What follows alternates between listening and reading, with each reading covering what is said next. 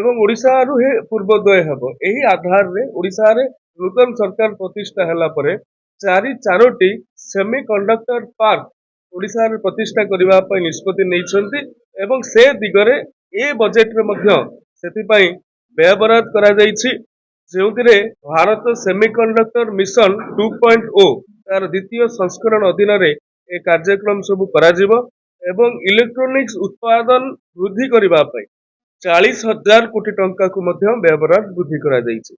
ତାହା ସହିତ ଓଡ଼ିଶା ପରିପ୍ରେକ୍ଷୀରେ ଆଉ ଗୋଟେ ଷ୍ଟ୍ରାଟେଜିକାଲ ମୁଭ୍ କେନ୍ଦ୍ର ସରକାରଙ୍କର, ଯେଉଁ ବର୍ତ୍ତମାନ ଆମେରିକା କୁହନ୍ତୁ, ଚାଇନା କୁହନ୍ତୁ, ଭେନେଜୁଏଲା କୁହନ୍ତୁ, ଏଥିରେ ବିରଳ ମୃତ୍ତିକାକୁ ନେଇକି ଆମେ ଯାହାକୁ ରେୟାର ଆର୍ଥ ବୋଲି କହୁଛନ୍ତି, ତାକୁ ନେଇକି ଅନେକ ବିବାଦ ଦେଖାଯାଉଛି।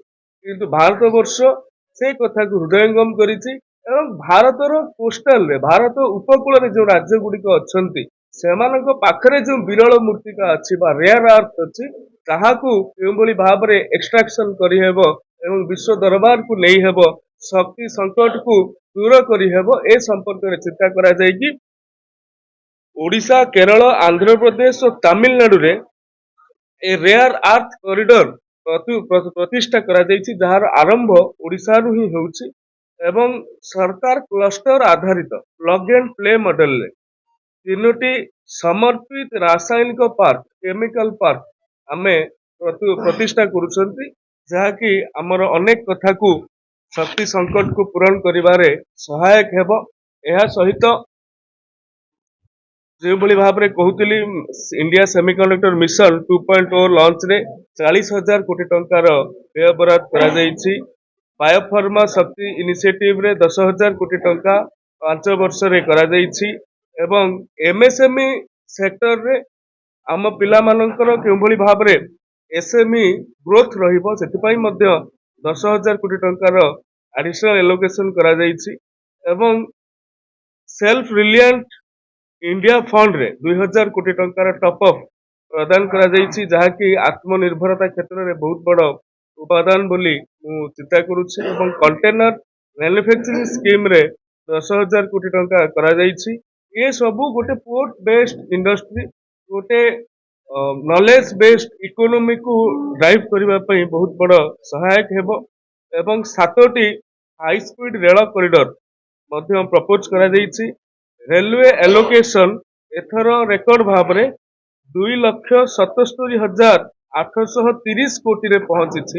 ଓଡ଼ିଶାରେ ମଧ୍ୟ ପାଖାପାଖି ରେକର୍ଡ କାଳୀନ 11,000 କୋଟି ଟଙ୍କା ପାଖାପାଖି 10,924 କୋଟି ଏ ରେଲୱେ ଆଲୋକେସନ ମଧ୍ୟ ଇତିମଧ୍ୟରେ କରାଯାଇଛି। ତା ସହିତ ଭାରତ ବର୍ଷ ଏଥର ଯୋଉଟା କି ସାଧାରଣ ଲୋକଙ୍କ ହୃଦୟକୁ ଛୁଇଁଛି, ସବୁବେଳେ ପ୍ରଶ୍ନ ଉଠେ ଆମେ ସେନା ପାଇଁ, ପ୍ରତିରକ୍ଷା ପାଇଁ କଣ କରୁଛନ୍ତି।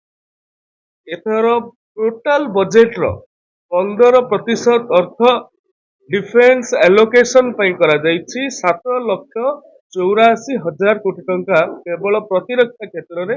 ଭାରତ ବର୍ଷକୁ କିଏ ନାଲି ଆଖି ନ ଦେଖେଇ ପାରୁ, ଭାରତ ବର୍ଷର ସେନା, ଭାରତ ବର୍ଷର ସୁରକ୍ଷା ବଳ କେଉଁଭଳି ଭାବରେ ସଶକ୍ତ ହେବେ, ସେଥିପାଇଁ ଡିଫେନ୍ସ ଆଉ ସିକ୍ୟୁରିଟି କ୍ଷେତ୍ରରେ 7,84,000 କୋଟି ଟଙ୍କାର ଏଲୋକେସନ ଏବଂ ଗୋଟେ ରେକର୍ଡ ସଂଖ୍ୟା 21.84% ବୃଦ୍ଧି କରାଯାଇଛି। କେଉଁଥିରେ ନା କ୍ୟାପିଟାଲ ଏକ୍ସପେଣ୍ଡିଚର ଅଫ ଡିଫେନ୍ସ, ଡିଫେନ୍ସର ଯୋଉ କ୍ୟାପିଟାଲ ଏକ୍ସପେଣ୍ଡିଚର ଅଛି ସେଥିରେ 21.84% କୁ ବୃଦ୍ଧି କରାଯାଇଛି ଏବଂ ଡିଫେନ୍ସ ପ୍ରଡକ୍ଟିଂ ଟାର୍ଗେଟ 2029 ସୁଦ୍ଧା ଆମେ 3 ଲକ୍ଷ କୋଟିରେ ପହଞ୍ଚିବା ବୋଲି ଏ ପ୍ରକାର ଆହ୍ୱାନ ଆମେ ନିଜକୁ ନିଜେ ଦେଇଛନ୍ତି ଏବଂ ଡିଫେନ୍ସ ଏକ୍ସପୋର୍ଟ ଟାର୍ଗେଟ, କେବଳ ଭାରତ ଡିଫେନ୍ସର ସାମଗ୍ରୀ ବାହାରୁ କ୍ରୟ କରିବ ନାହିଁ, ତାହାକୁ ମଧ୍ୟ ଆମେ ରପ୍ତାନି କରିବା।